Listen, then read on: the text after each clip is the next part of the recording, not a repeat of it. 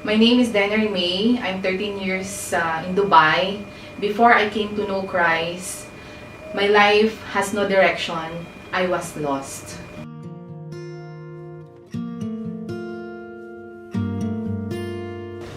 Ang buhay naming mag-asawa dati is like a typical life of an OFW here in Dubai.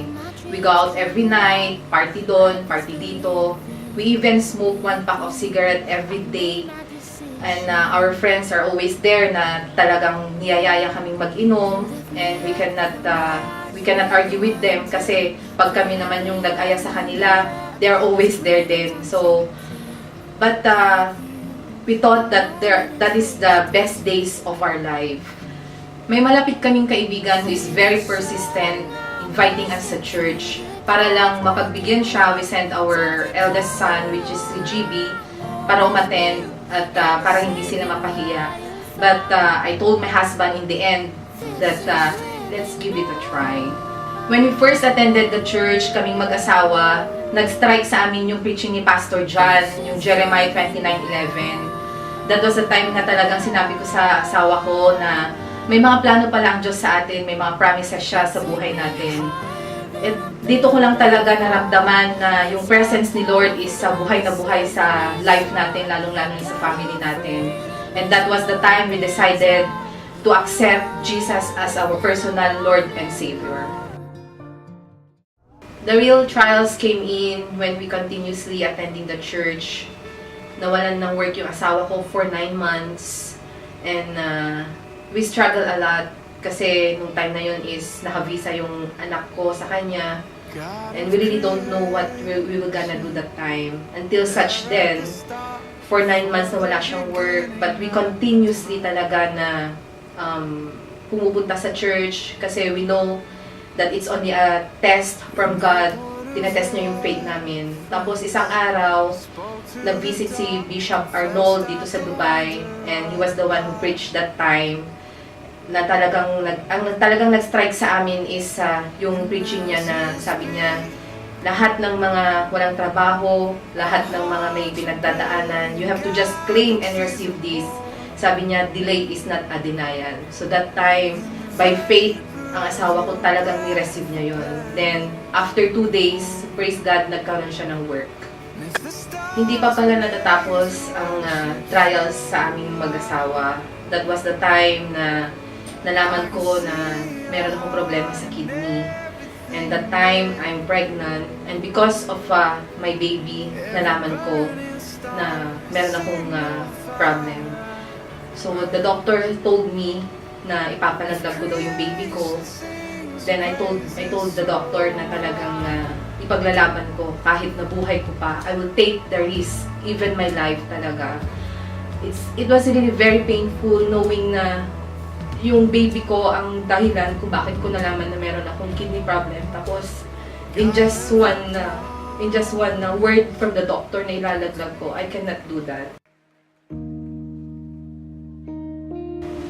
At dahil sa pinanghahawakan kong verse, ang Jeremiah 29:11, yung promises sa akin ni Lord, yung mga plano niya sa akin, I know na meron siyang plano sa buhay ng anak ko. And that was the time na nag-attend ako ng encounter. Yun pala yung preparation sa akin ni Lord. Kasi after 2 weeks, manganganak na pala ako. I didn't expect that kasi 6 months lang siya noon. I really don't know if mabubuhay ba siya or hindi. Bilang isang ina, syempre ang hirap noon. Kasi knowing that he is my son. Pero pinaglaban ko siya. Pinaglaban ko talaga yung anak ko.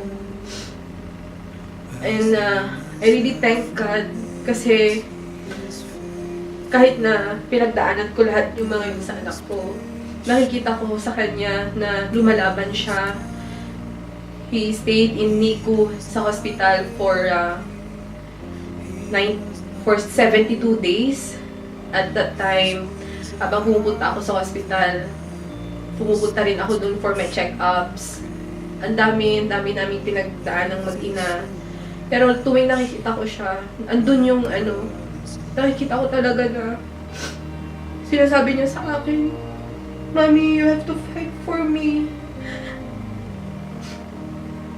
Pinaglaban ko talaga. So, sa kanya ko talaga, kinuha talaga yung lakas ko. Not only him, pati rin yung si GB at sa asawa ko. Siguro, kung hindi ako na-invite sa church, and if I'm not surrounded with people na talagang nagpipray sa akin, fervently at very persistent na nagpipray sa akin, siguro, hindi ako nandito ngayon testifying myself. Because my living testimony is really my child. Pangalawang anak ko, si David. Sabi nga dun sa Isaiah 41:10 na I should not fear kasi the Lord is with me. And that time, nung nasa hospital yung anak ko, para akong humihingi ng mana. Kasi humihingi ako ng mana sa Diyos. Dahil nung time na yon, ang hospital bill namin umabot ng 600,000 dirhams.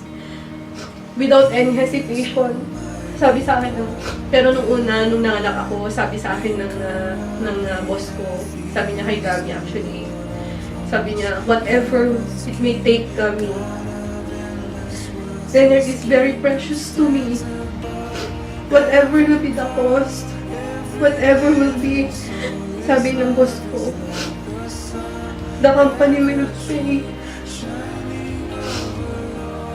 Grabe nung time na yun, saan namin kukunin ang 600,000, hindi ko pa due dati nung time na yun. Naos yung anak ko, 970 grams lang siya. Imagine, wala pa siyang 1 kilo. Pero lumaban siya. So that was the time talaga na I was inspired. Na-inspire ako sa buhay niya. I fight for my life. Pero hindi pa pala doon magtatapos ang lahat. That was 2014 nung pinanganak ko yung anak ko, si David. So habang nasa hospital siya, sinasabi din sa akin ng doktor na you have to find your donor kasi may problema ako sa kidney.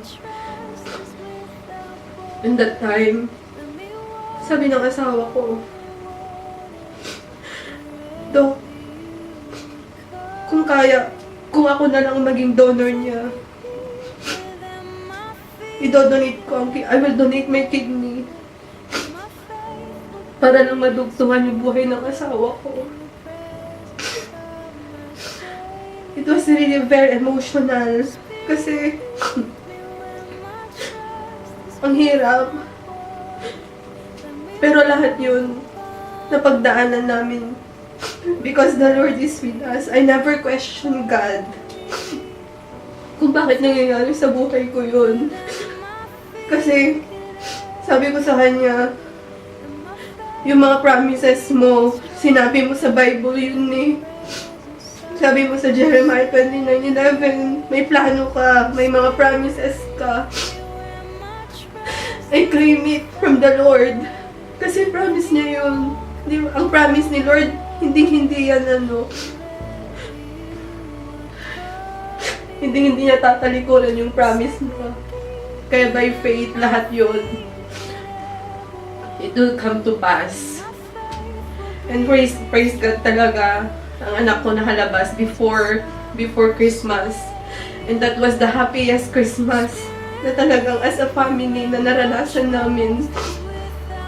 And I praise God kasi hindi siya lumabas na naka-oxygen. Kasi sabi ng doktor, there will be a chance na talagang naka-oxygen siyang lalabas.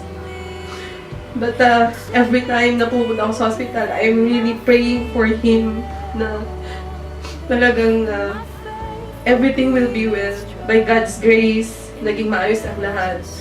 Then, yun, lahat na talaga. Kasi sa pagbubuntis ko, talagang yung kidney ko is talagang nagde-deteriorate na, which is expected naman. But, yun, last year, I undergo kidney transplant. And that time, my boss is there again. Ang bill namin sa hospital sa St. Luke's is 3 million pesos. So sabi ko sa asawa ko, 3 million pesos. Maliit lang yun, maliit lang na pera yun. Dahil kung ang 600,000 dirhams provide ni Lord, yung 3 million pesos, hindi niya may provide. By faith, nagpunta ako doon sa, nagpa-transplant ako, tapos pinadala ng company ko yung pera. Tapos, yun is from Him, a gift again from Him. Sobrang blessed na blessed ako. I really, yung favor talaga, nag-overflow talaga sa buhay ko nung time na yun. Dahil I know na pinagdaanan ko man yung mga yun. I know that the Lord is always there for me. Dahil hindi niya, dahil ang sabi niya, I will be with you even to the end of the world. Prinamis niya yun. At yun ang pinanindigan ko talaga, na hindi niya ako pababayaan.